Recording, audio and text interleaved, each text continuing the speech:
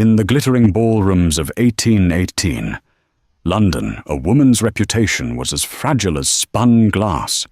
For Miss Elara Vance, a single night was meant to be her chance at a future.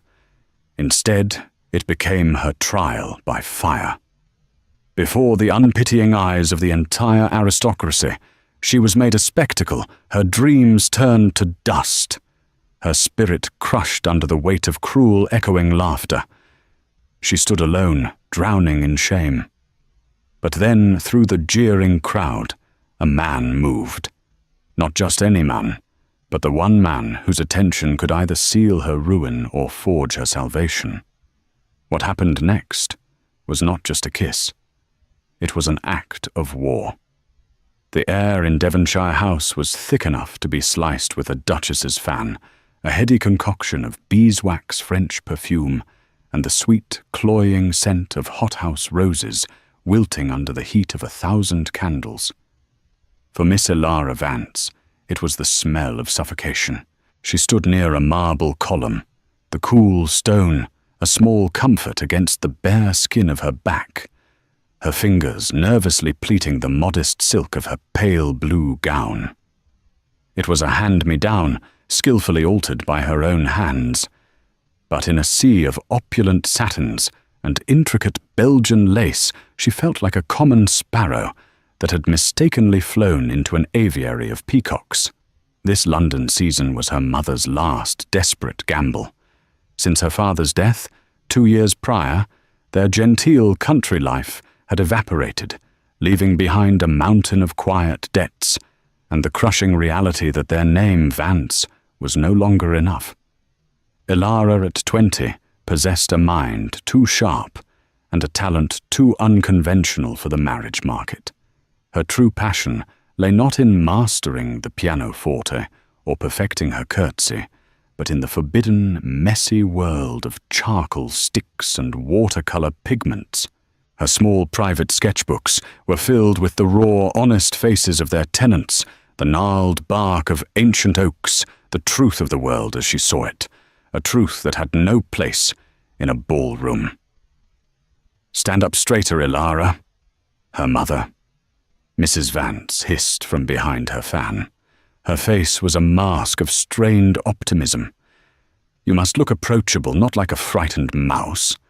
Lord Ashworth is looking this way."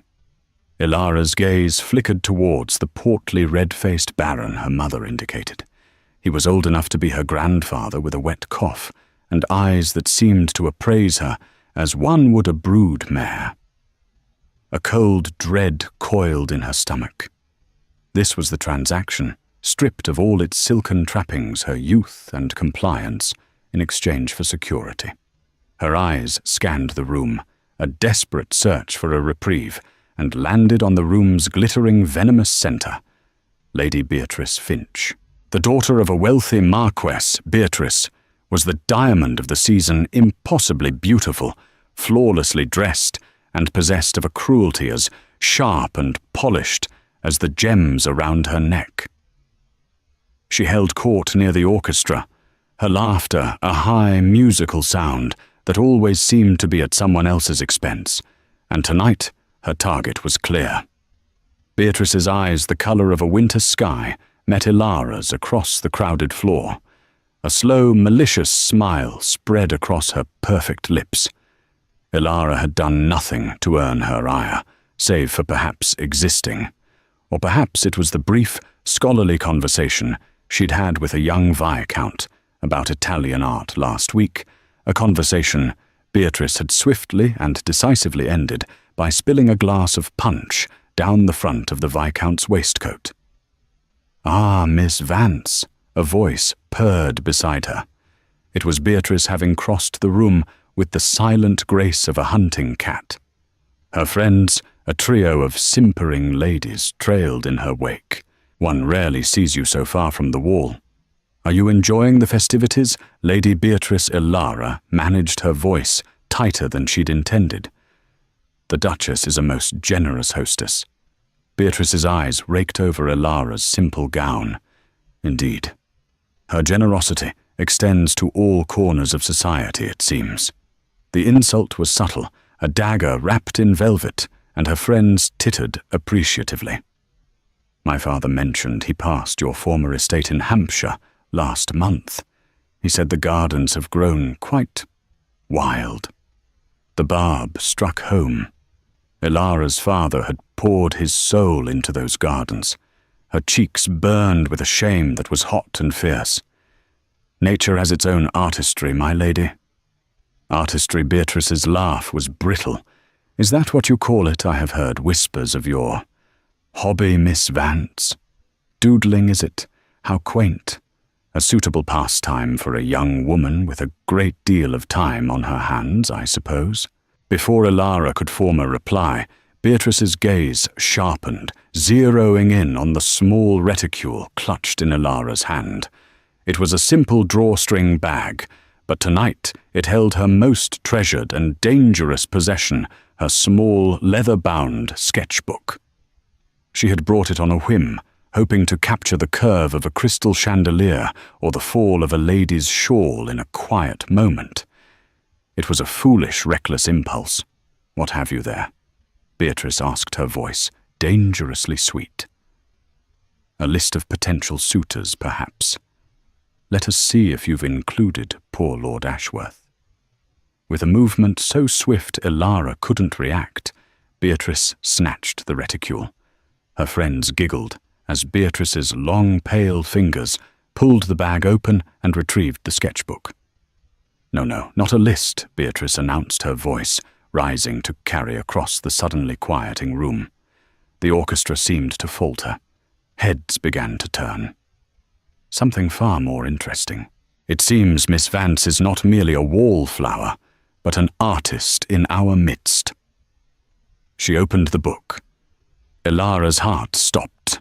A wave of cold terror washed over her. The book wasn't just landscapes. It contained her private studies, her attempts to capture true emotion. And on the first page Beatrice opened was the most recent unfinished sketch, a raw charcoal portrait of a man she had seen only from a distance, a man whose presence had intrigued her for weeks. He had a harsh, beautiful face, haunted eyes, and a stillness that set him apart from the preening peacocks of the ton. It was a face that spoke of storms and sorrows, and she had tried to capture it. The man was Alistair Beaumont, the Earl of Blackwood, the reclusive, formidable war hero they called the Demon of Waterloo. Beatrice held the book aloft. My. And who is this brooding specimen? Such intensity, such passion, she mocked, her voice dripping with insinuation. She turned the page. And look, the face of old Mrs. Higgins from the market wrinkles and all. How utterly vulgar. A ripple of cruel laughter started soft at first, then swelling as more and more people turned to stare. They saw the country girl, the poor relation, not only presuming to practice a man's craft, but daring to sketch the formidable Earl of Blackwood with such unnerving intimacy. It was an act of profound social arrogance, an unforgivable breach of decorum. She carries charcoal smudges in her bag. Instead of scented powders, one of Beatrice's friends cried out, and the laughter grew louder, more pointed. Ilara stood frozen, pinned by 100 pairs of eyes. Her mother looked as if she might faint. The air, once merely suffocating, was now crushing the very breath from her lungs. Every gilded mirror seemed to reflect her own mortified face, her shame multiplied infinitely. The sound of their laughter was a physical blow, a storm of ridicule that threatened to tear her apart. This was not just embarrassment. This was ruin. The world had narrowed to a single tormenting sound, the chorus of high society laughter. It was a beast with 100 mouths, each one tearing a piece from Ilara's dignity. Her vision blurred the candle flames, merging into streaks of merciless gold. She could feel the heat on her face, a flush of humiliation so profound it felt like a fever. Lady Beatrice held the sketchbook like a trophy, her smile a triumphant slash of red in her pale, perfect face. Perhaps she hopes to sell her little drawings, Beatrice projected her voice, carrying over the din. A new way for the fallen gentry to make their way in the world. What do you suppose a portrait of an earl would fetch, gentlemen? The question hung in the air, dripping with poison. It reduced Elara from a lady to a tradeswoman, from an artist to a grasping, desperate merchant in the most public forum imaginable. Someone in the crowd snickered a low, ugly sound. Elara's mother let out a small, strangled gasp and took a step back, subtly disassociating herself from the source of the scandal. In that moment, Elara had never felt more utterly alone. She wanted the floor to swallow her whole. She wanted to vanish, to rewind time, to have never picked up a charcoal stick in her life. Her dreams, her private passions had been ripped from the quiet sanctuary of her mind and flayed open for the amusement of these cruel, shallow people. The laughter was a physical force, pressing down on her, and her knees felt weak. And then a sudden jarring silence. It did not fall all at once, but rather cascaded through the ballroom, like a wave starting from the grand archway entrance. The laughter died in people's throats, replaced by murmurs of shock and disbelief. The sea of elegant lords and ladies parted, creating a path. Down that path walked Alistair Beaumont, the Earl of Blackwood. He was the man from her sketchbook brought to startling life. Taller than she'd realized, his presence was a stark slash of black and white against the room's vibrant colors. His evening attire was impeccably tailored, yet he wore it like armor, not adornment. The face she had tried to capture was even more compelling in person, all sharp angles and controlled force, with a scar thin and silver that cut through one dark eyebrow. But it was his eyes that held the room captive. They were the color of a stormy sea, and they were fixed with a terrifying intensity, not on Beatrice but on Elara. He moved with an unnerving economy of motion, each step silent and deliberate. The whispers followed him like his shadow. He had been at the periphery of the room, speaking with the Duke of Wellington himself, when Beatrice's voice had risen. Now the hero of the Peninsular War was advancing on the scene of a ballroom skirmish, and the entire assembly held its breath. He stopped directly in front of the tableau of cruelty. His gaze flickered once to the sketchbook in Beatrice's hand, a flicker of something unreadable recognition, annoyance, and then returned to Elara's pale, stricken face. He saw the sheen of unshed tears in her eyes, the tremble in her lower lip. She was desperately trying to control. Beatrice, momentarily flustered by his sudden appearance, quickly regained her composure. "My Lord Blackwood," she cooed, offering him a dazzling smile. "We were just admiring the work of this budding artist. It seems you are her muse." She held the book out to him, expecting him to join in the mockery. The Earl ignored her outstretched hand. He ignored the book. His focus remained solely on Elara, a gaze so direct and unwavering it felt as though he were the only other person in the universe. The silence in the room was now absolute, thick with anticipation. "Are you all right, Miss Vance?" he asked. His voice was low, a gravelly timbre that seemed to vibrate in the charged air. It was not a question of polite concern. It was a demand for the truth. Elara could only manage a slight, jerky nod, unable to trust her own voice. Alistair's jaw tightened. He finally turned his head just enough to pin Lady Beatrice, with a look of such glacial contempt that the colour drained from her cheeks. The triumphant smile froze on her face. "Give it to me," he commanded. It was not a request. Beatrice's hand trembled slightly. For a moment it seemed she might refuse, but under the force of his will her defiance crumbled. She surrendered the sketchbook. Alistair took it without looking at the pages. He tucked it safely inside his coat, an act of quiet possession. Then he did something that sent a collective gasp through the ballroom.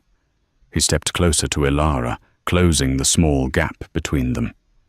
He gently took her gloved hand, his touch surprisingly warm and firm.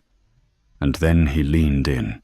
For a heart-stopping second, Ilara thought he was going to whisper something to her, to offer a word of comfort.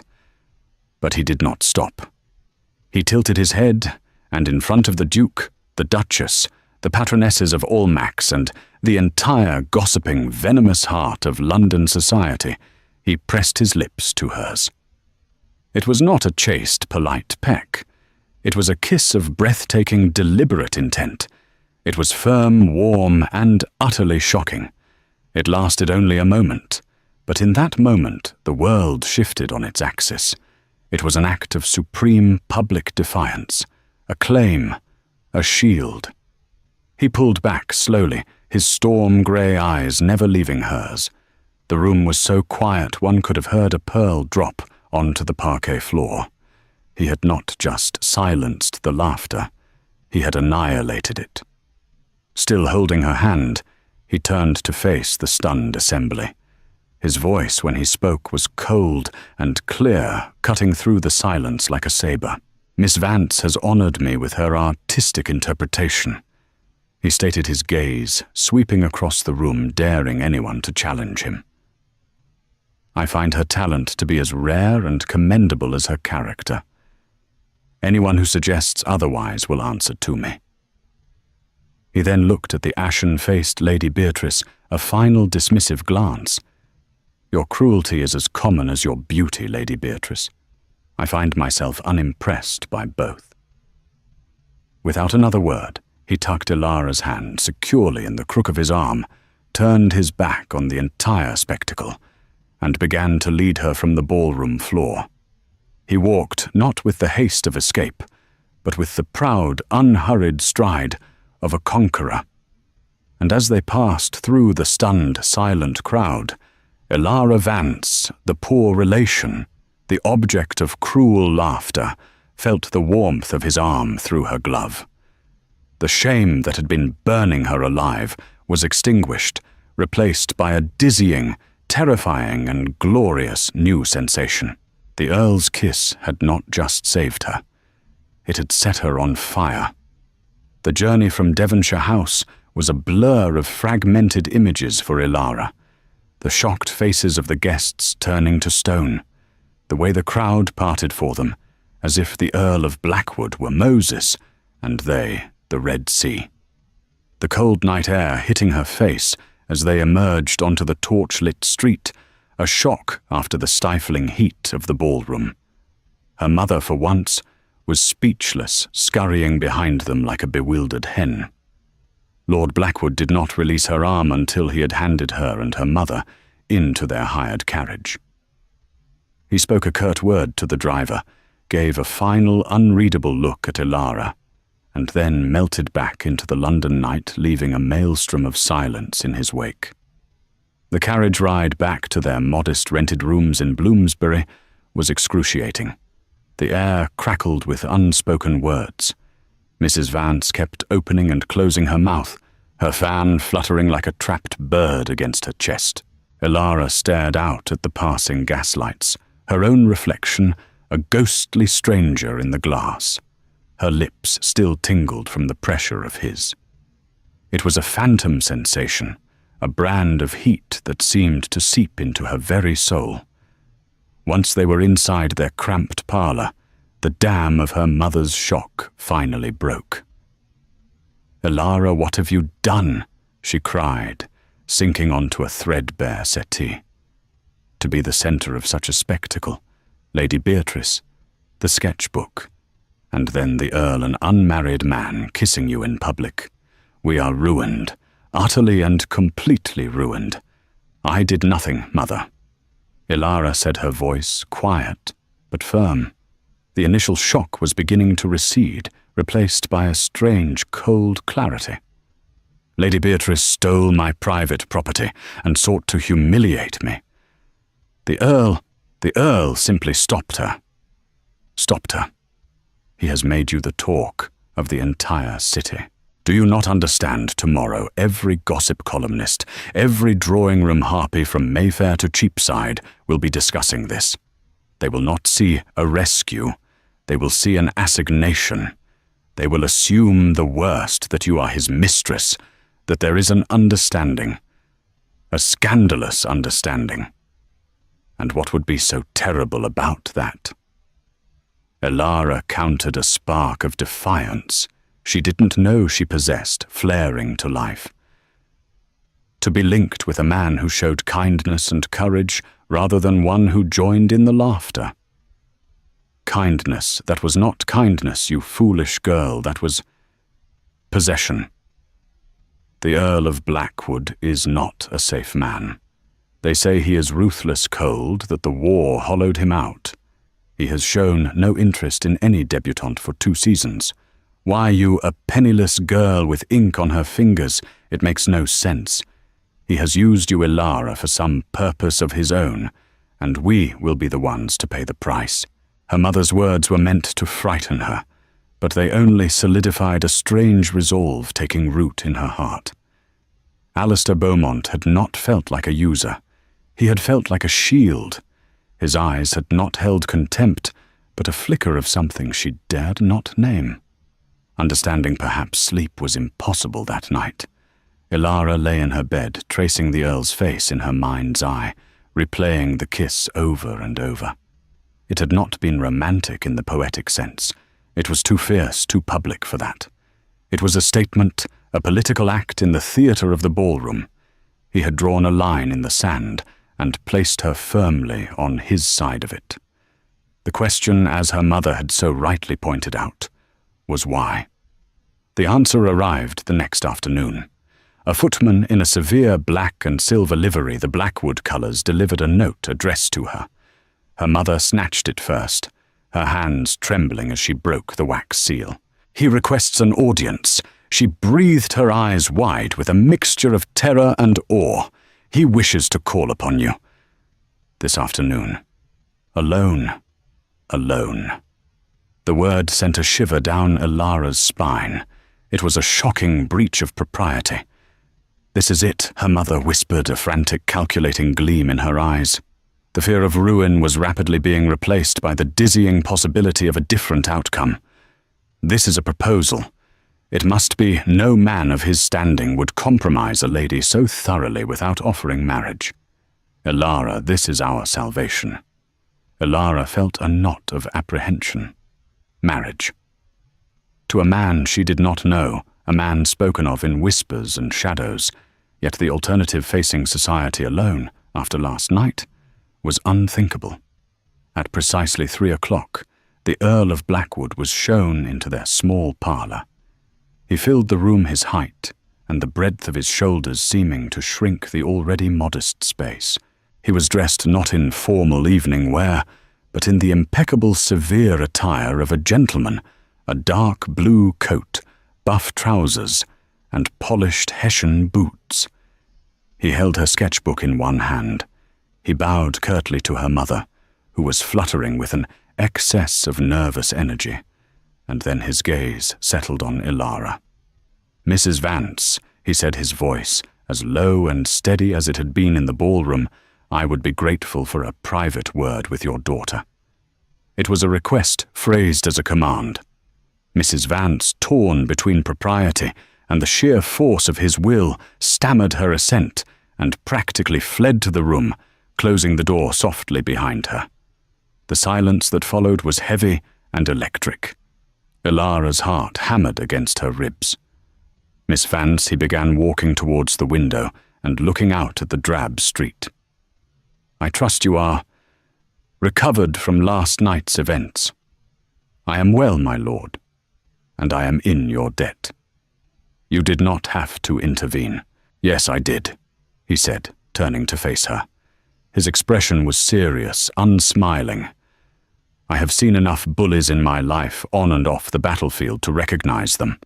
I will not stand by and watch their sport." He gestured with the sketchbook. "Lady Beatrice was wrong. This is not vulgar."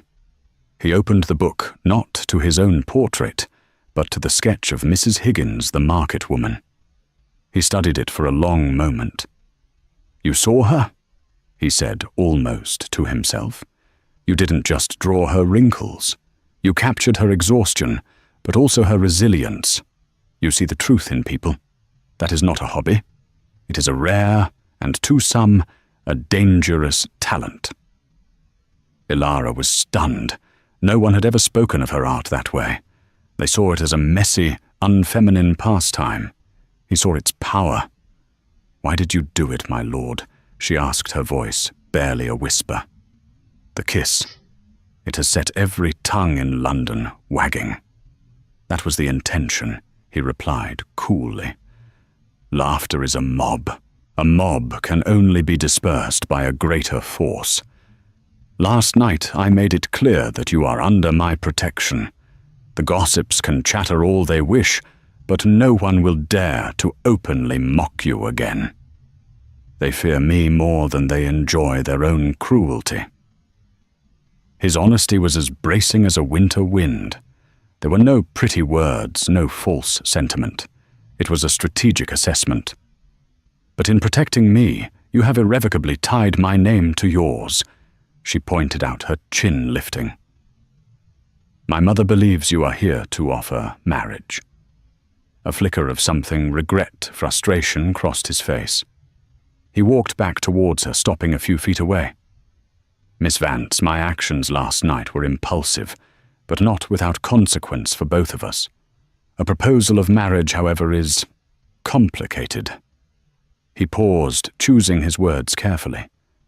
"There are obligations tied to my name, my estate, that I cannot easily ignore. Debts not of my own making, but which fall to me to resolve." The unspoken words hung between them. "I am required to marry a fortune." Ilara's brief, insane flicker of hope died. Of course, it was always about money. He was no different. Yet his next words surprised her. However, he continued, his grey eyes intense. "I cannot leave you to face the fallout of my actions alone. The scandal I created must be managed. Your reputation is now my responsibility. Therefore, I have a different proposal for you. Not of marriage, but of a temporary and very public arrangement." Ilara stared at him, her mind struggling to catch up. A different proposal. The air in the small parlour seemed to thin, charged with the weight of his words. An arrangement, she echoed the word, tasting foreign and slightly scandalous on her tongue. A courtship, Alistair clarified his expression, unyielding. A public and seemingly devoted courtship. We will be seen together. We will attend the opera ride in the park and appear at the necessary social functions. I will send you flowers. I will call on you regularly. To all the world we will appear to be on the inevitable path to marriage." Ilara's heart gave a painful thud. A performance. He was proposing they stage a play for the benefit of the ton. And to what end, my lord, a courtship that leads nowhere will only create a different, more prolonged scandal. It will not lead nowhere, he countered, his voice low and persuasive. It will lead to a quiet, mutual dissolution at the end of the season. We will let it be known that we have discovered we are not suited, that our affections were misplaced. By then, the events of last night will be old news, and your association with me will have lent you a certain untouchable quality. Beatrice Finch and her ilk will not dare trouble you again. You will be free to live your life as you choose your reputation, intact, perhaps even enhanced. It was a cold, calculated strategy. On the surface, it was logical, even clever. He would use his formidable reputation to shield hers, and then they would walk away. But it felt like a devil's bargain, a path paved with hidden dangers. And what do you gain from this? "Charade," she asked, suspicion colouring her tone. He gave a humourless smile. "A reprieve. As I mentioned, I have obligations. There is immense pressure on me to secure a bride with a substantial dowry. A very specific bride, in fact. He didn't name her, but Alara could imagine a faceless heiress, chosen like a prize horse. If I am seen to be courting you deeply involved, it will keep the matchmakers and my family's creditors at bay. It buys me time to settle my affairs on my own terms. So she was to be his shield, as much as he was hers. A mutual, if deeply unconventional alliance. The artist in her was intrigued by the sheer drama of it. The woman was terrified. To spend weeks in this man's company to pretend an affection she did not feel, or worse, might begin to feel, was a perilous game. "You ask a great deal, Lord Blackwood," she said softly. "You ask me to place my entire future in your hands based on the word of a man I barely know." "I am aware of that," he said, his gaze softening, almost imperceptibly.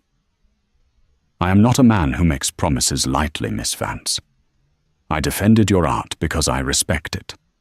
I will defend your honor with the same conviction. I give you my word. His word. The word of the Demon of Waterloo, a man renowned for his unbending will and ironclad integrity in the field. It was worth more than 1,000 flowery promises from any other lord of the ton." She looked down at her hands, at the faint dusting of charcoal still ingrained beside her nails.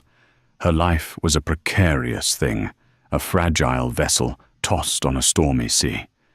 His offer was a lifeline, but it was tied to a warship, powerful and dangerous. Could she risk it? What other choice did she have to refuse was to be cast back to the wolves. And my mother, Elara, asked, "She will expect a marriage. I will handle your mother," he said, with an assurance that was both terrifying and comforting. "We will tell her that we wish for a period of courtship to be certain of our attachment before making a formal announcement.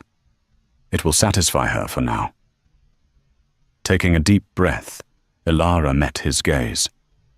The storm in his eyes seemed to have calmed, replaced by a watchful stillness. She saw the soldier in him, then the strategist planning a campaign. She was to be his most crucial piece on the board. "Very well, my lord," she said, her voice steadier than she felt. "I accept your proposal." A flicker of relief passed over his features, so quick she almost missed it. "Excellent. Then our courtship begins tomorrow. I will send my carriage for you at 2:00. We will take a drive through Hyde Park." It was the most public stage in all of London. There could be no clearer statement. He turned to leave, then paused at the door, her sketchbook still in his hand. "This," he said, holding it up. "May I have your permission to keep it for a while?" "Why?" she asked, genuinely curious. A reminder, he said, his voice quiet, of what is real in a world of artifice. With that, he was gone.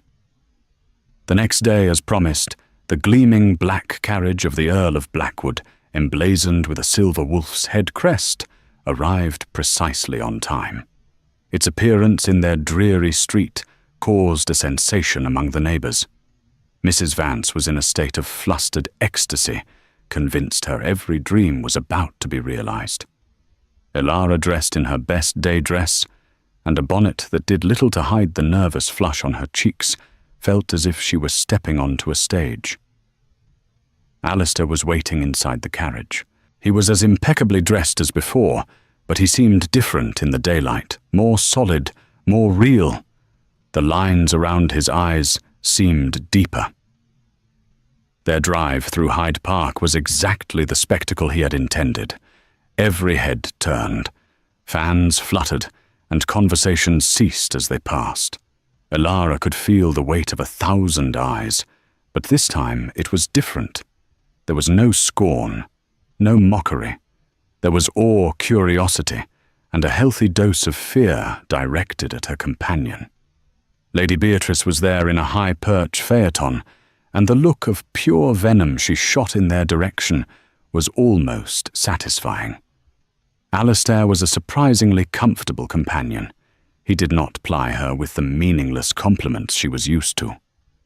Instead, he spoke of his lands in the north, of the challenges of crop rotation, and the new agricultural techniques he was trying to implement. He spoke with a passion and intelligence that she found captivating. In turn, he asked her about her home in Hampshire, about the woods and fields she so loved to draw. "You miss it?" he stated simply, after she described a particular stream she used to sketch. "Terribly," she admitted. "London feels like a cage. I know the feeling," he said, his gaze distant. After the war, everything here seemed so loud, yet so meaningless. It was a small glimpse into the man behind the title, a crack in the formidable armor. For the first time, Elara felt a genuine connection to him, a shared sense of being an outsider in a world that did not understand them. Their bargain, however, was never far from her mind. As they drove, they passed a carriage carrying a young woman with fiery red hair and a vapidly pretty face, surrounded by an entourage that screamed, "New money." The girl's father, a portly man with a florid complexion, beamed at everyone, a clear sign of a man desperate to buy his way into society. Alistair's face tightened almost imperceptibly. He gave the carriage a stiff, formal nod. "Sir Reginald Grover and his daughter Miss Eleanor Grover," he said, his voice flat. Elara didn't need to ask. She knew with a sinking certainty that she was looking at the heiress, the woman he was supposed to be marrying, the woman her performance was designed to hold at bay. The sight of her was a cold splash of reality. This was all a game, a beautifully orchestrated deception. And as Alistair turned back to her, forcing a small smile, Elara felt a sudden sharp pang in her chest. It was a dangerous, treacherous feeling, one she knew she had to suppress at all costs. Because playing the part of the woman the Earl of Blackwood was courting was one thing. Foolishly starting to wish it were real was another thing entirely. And it was a path that could only lead to ruin. The weeks that followed were a surreal dream. Elara's life transformed so completely, it was almost unrecognizable. The Blackwood carriage became a regular sight in her modest street. Bouquets of flowers she knew he did not choose, they were too perfect. Too conventional arrived daily. Invitations that were once unthinkable now flooded their small parlor. They were courted, feted, and whispered about in every corner of the city. Mrs. Vance was in heaven, chattering endlessly about wedding plans, as if the proposal were a mere formality. For Elara, it was a period of exquisite tension. The courtship was a masterclass in public theatre directed by the Earl. In public, he was the model of a devoted suitor. He would place her shawl around her shoulders with a possessive air, his hand lingering just long enough to be noticed. He would lean in to whisper something in her ear during a concert, his proximity sending a jolt through her that was anything but feigned. He played his part perfectly, and Elara, a keen observer of human nature, found herself to be a surprisingly adept actress. But it was in their private moments, stolen between the public appearances, that the lines of their bargain began to blur.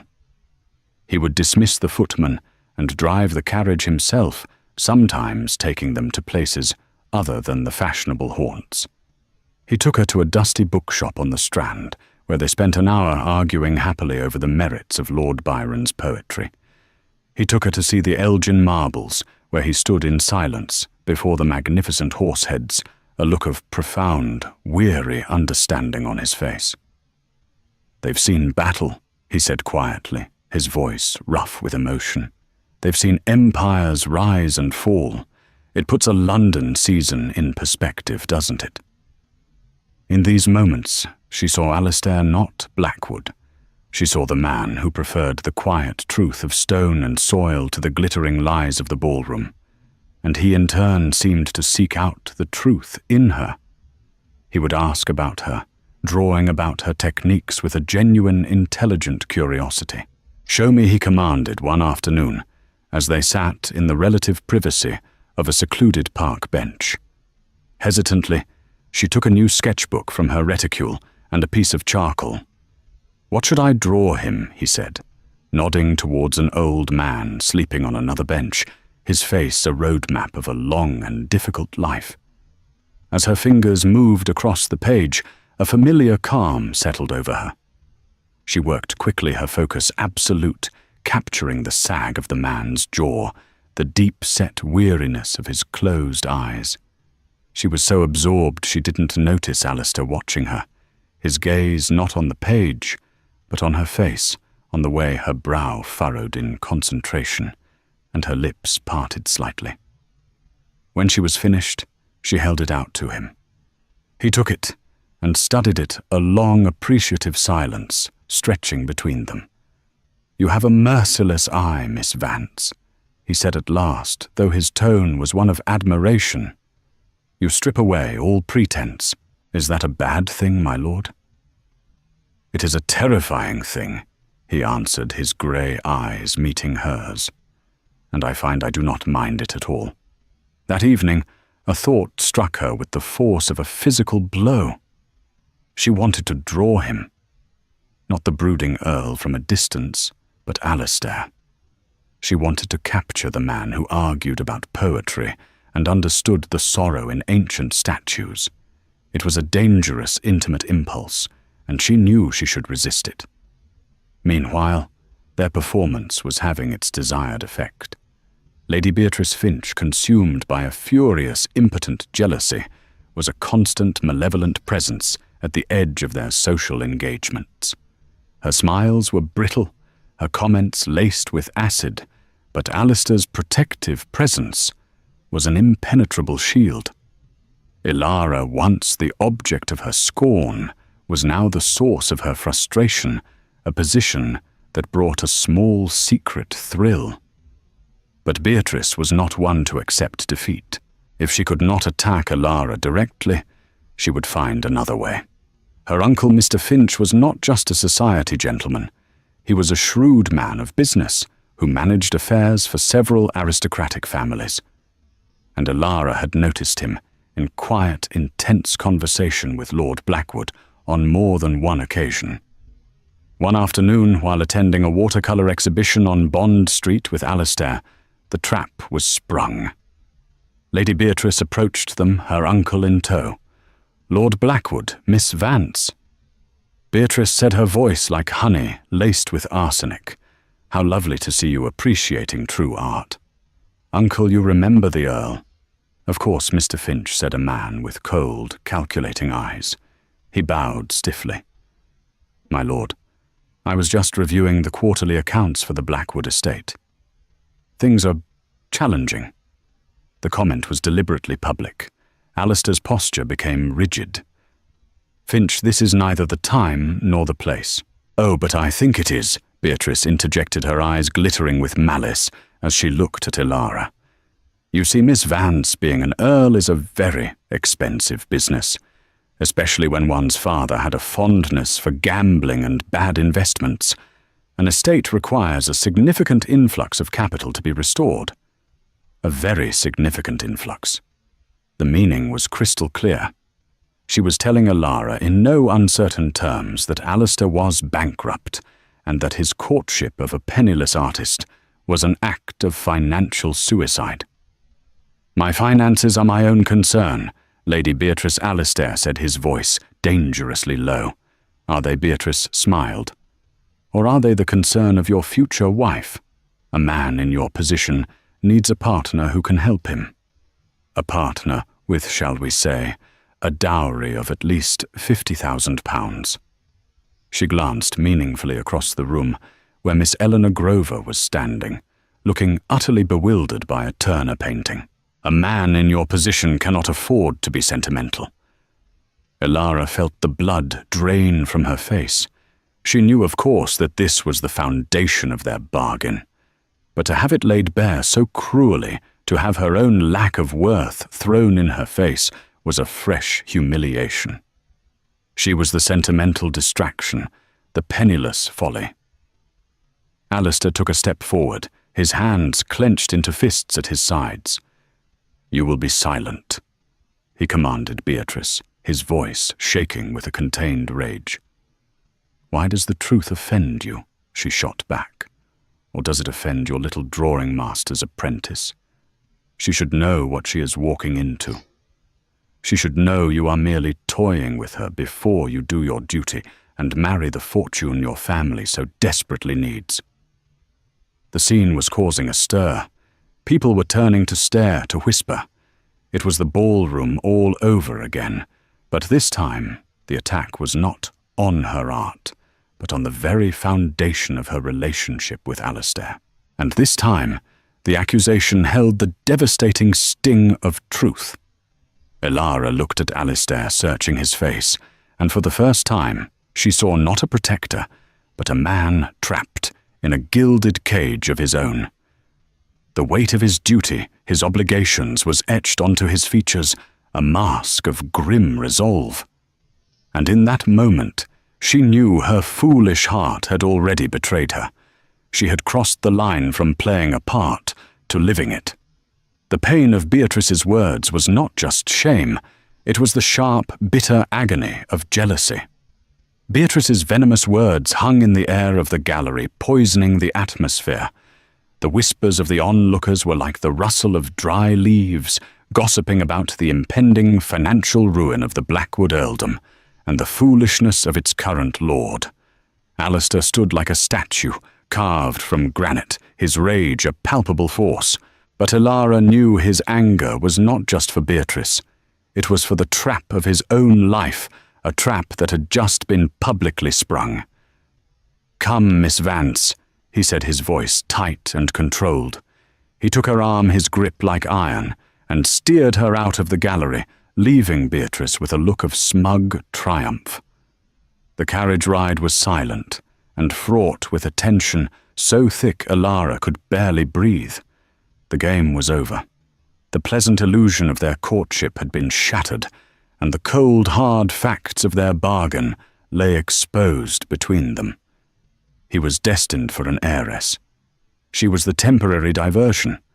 When they arrived back at her lodgings, he did not leave immediately. He followed her into the small parlour, closing the door behind him. He paced the worn rug like a caged wolf, his hands clasped behind his back.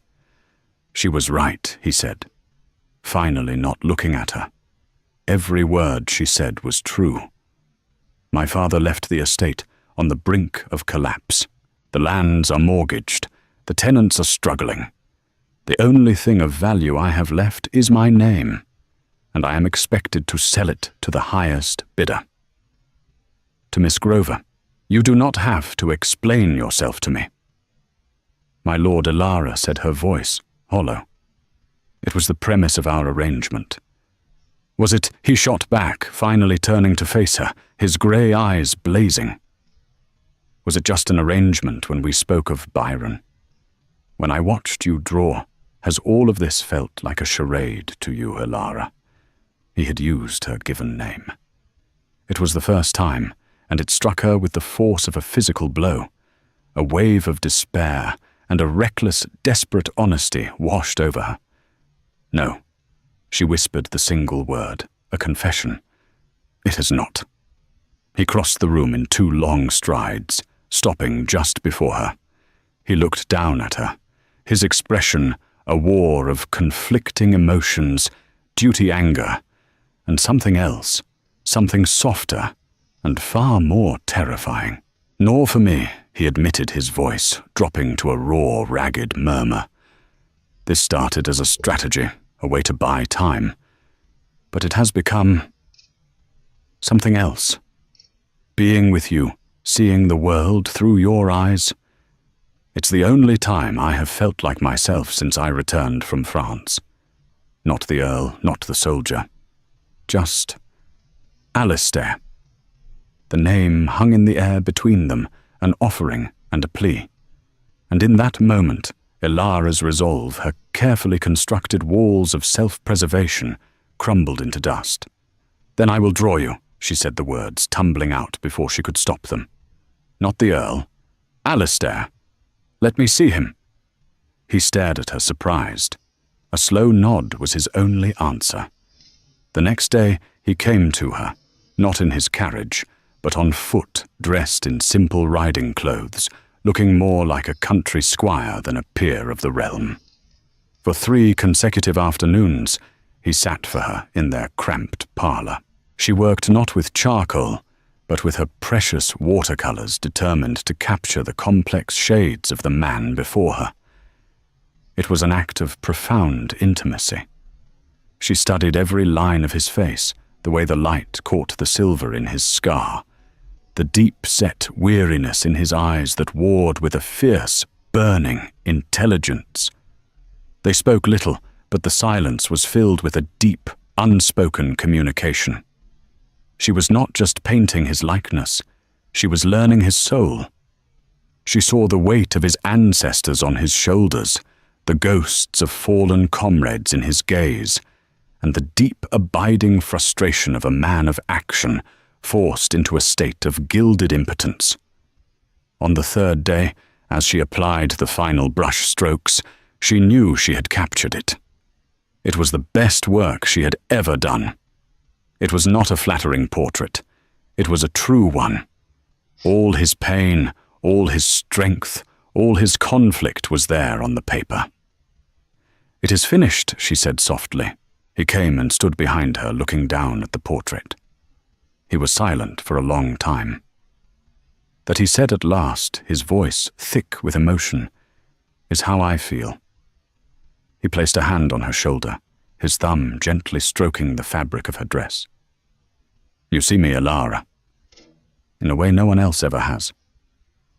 He turned her to face him, his hands framing her face. The air crackled. The world outside, with its debts and heiresses and scandals, ceased to exist.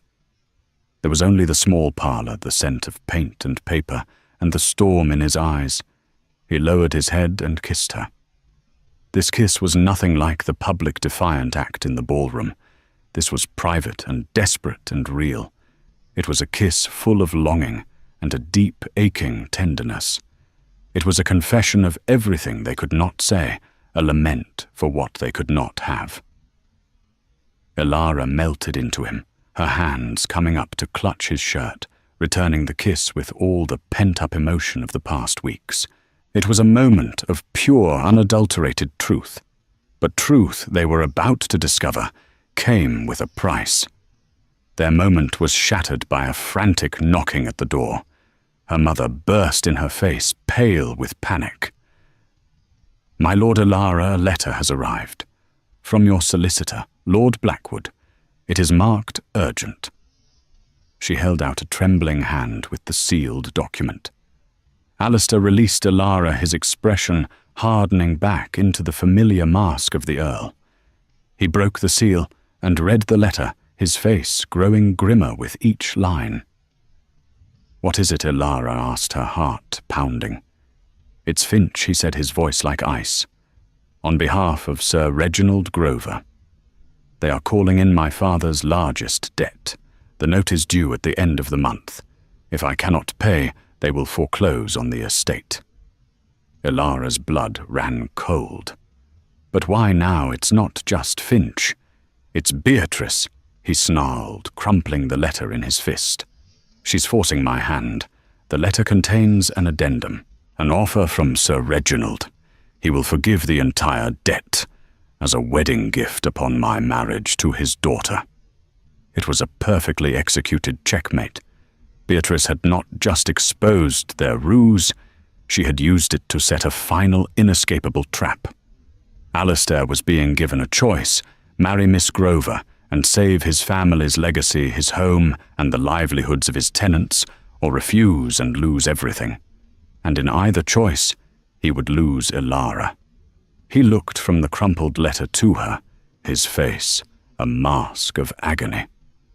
The duty he had been born to, the responsibility he carried for hundreds of souls, was a chain around his neck, pulling him away from her. The glory of his title had become the instrument of his torment. "Alistair," she whispered, her heart breaking for him, for them. "They've left me no choice," he said, the words torn from him. I must meet with them. I must do my duty.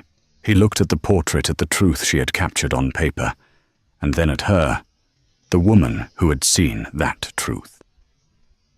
A look of profound despair crossed his face before he turned and walked out of the room, leaving Alara alone with the beautiful, heartbreaking painting of the man she loved and the devastating silence of their impossible situation. Alara entered Lady Jersey's ball, wearing the pale blue gown of her public humiliation, a quiet act of defiance. Across the glittering room, she saw him, Alistair, a handsome prisoner, standing beside Lady Beatrice and the heiress he was meant to marry, their eyes locked in a silent, agonizing exchange. Just as despair threatened to consume her, Alistair's valet appeared at her side, presenting her with her watercolor portrait of the Earl. A note was attached, bearing a single powerful command in his handwriting. Let them see the truth. As she revealed the painting, the famed artist Sir Thomas Lawrence, who had been observing her, pushed through the crowd. "My dear girl," he boomed his voice, silencing the orchestra. "This is not the work of a hobbyist. This is genius. You have captured the man, not merely the title." The crowd, once her tormentors, now stared in awe. Seeing his moment, Alistair strode across the floor, leaving a stunned Beatrice in his wake. He stopped before Alara, his voice ringing with conviction for all to hear. "I have just informed Sir Reginald Grover that his offer of marriage is irrevocably declined. I will sell what I must to clear my family's debts. It will mean a life of hardship." Then his gaze softened as he looked only at her. "But I would rather face that hardship with you than an eternity of wealth without you. Alara Vance, will you be my wife?" Tears of joy were her answer. "Yes," she whispered. "Always yes." He took her hand, and the cruel laughter of the ballroom was forgotten forever. Her glory was not a title gifted by an earl, but a truth they had forged together, a masterpiece of their own making. And so Alara Vance's story comes to a close, or rather, a new, more magnificent one begins. She did not find her glory in the reflection of an earl's title, but in the strength of her own talent, a talent that a good man had the wisdom to see. Theirs would not be a life of idle luxury, but one of shared purpose, rebuilding an estate with the same integrity and truth that defined their love. Her shame, born from the cruel laughter of a shallow world, was transformed into a testament to her resilience. The Earl's kiss was the spark, but her own courage and artistry were the enduring flame. They proved that true nobility isn't about the name you inherit, but the choices you make, and that the greatest love stories are not written in ballrooms, but forged in the crucible of truth and sacrifice. Thank you so much for joining us on this journey. If you were moved by Alara and Alistair's story, please show your support by hitting that like button, sharing this video with a fellow romance lover, and subscribing to our channel for more tales of love against the odds. Don't forget to ring the notification bell so you never miss a story.